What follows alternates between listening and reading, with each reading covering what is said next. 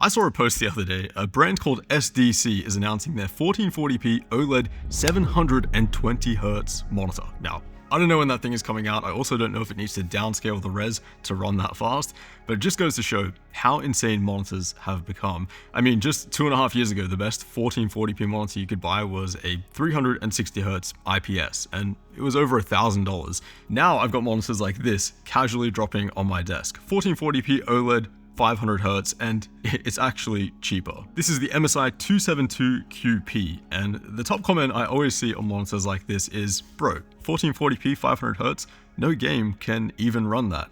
In reality, many actually can. Rainbow Six Siege, Counter-Strike, Rocket League, Overwatch, Valorant. I mean, these are some of the most popular games in the world, and if you've got like a 7800X 3D and at least an RTX 4080, then yeah, you can run these games north of 500 frames per second at 1440p. I know those are pretty beefy specs, but it is totally possible. The second comment I see is, okay, fair enough, but 500Hz, you can't even see that, so what even is the point?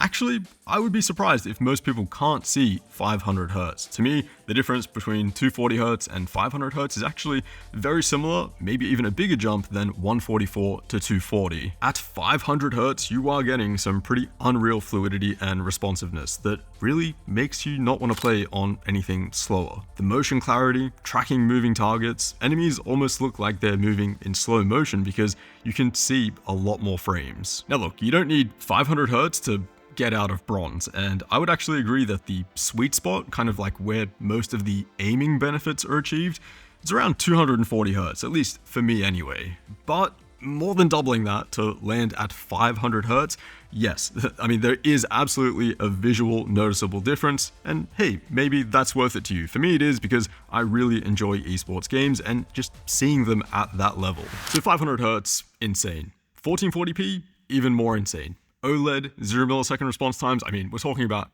the ultimate spec 1440p monitor at this point. But then there's the brightness. This is the brightest OLED monitor that I've ever tested, and I don't mean just by a little bit.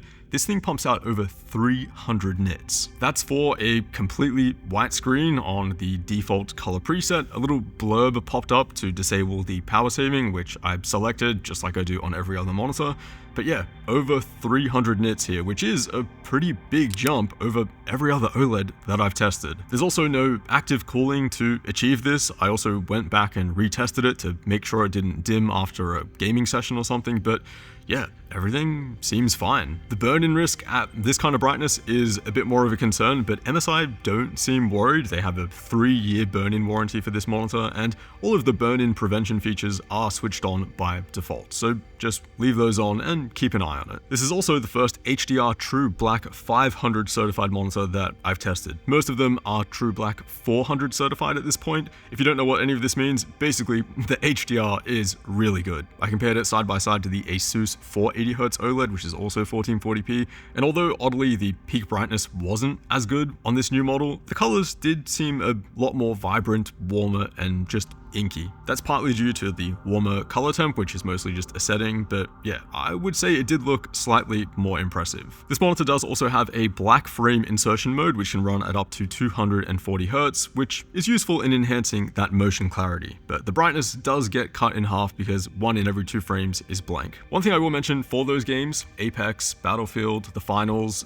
games which can't achieve, above 300 FPS basically, there is still a benefit actually in running a 500Hz monitor. Pairing 500Hz with 300 frames per second, 200 frames per second even, you will get a more responsive experience. It's not a massive benefit, like if you exclusively play games that can't hit 500 frames per second, then yeah, don't get this monitor. But hey, maybe do some experimenting, see if it feels more responsive to you, because technically it should. Now, this being a QD OLED monitor, the weaknesses of this panel tech are still there. You're still going to get some color fringing on text, whereas W OLED monitors like the 480Hz Asus have mostly fixed that, and there is still the black level issue where strong overhead lighting turns the blacks into kind of like a magenta dark gray. So yeah, this monitor at my new lighting setup is not really going to work, but I think honestly most people will be fine. And the pricing is actually not bad at all considering how like god tier this monitor is. MSI claim that this thing is launching at $850, which is really competitive considering the Asus 480Hz and the LG 480Hz, which are the WOLED competitors to this monitor.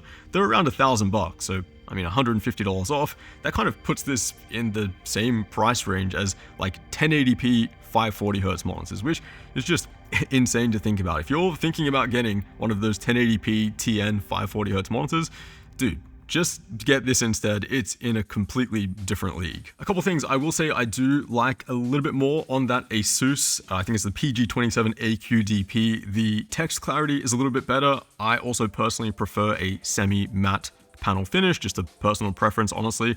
And then you've also got some aspect ratio and screen size controls on that monitor too, which are really dialed in. Asus really knows what they're doing when it comes to that stuff, so just consider if that's worth it for you. But yeah, I think I say this, I mean, pretty much every monitor review at this point, monitors keep getting more and more insane, and this is just another one that goes like pretty much to the top of my list.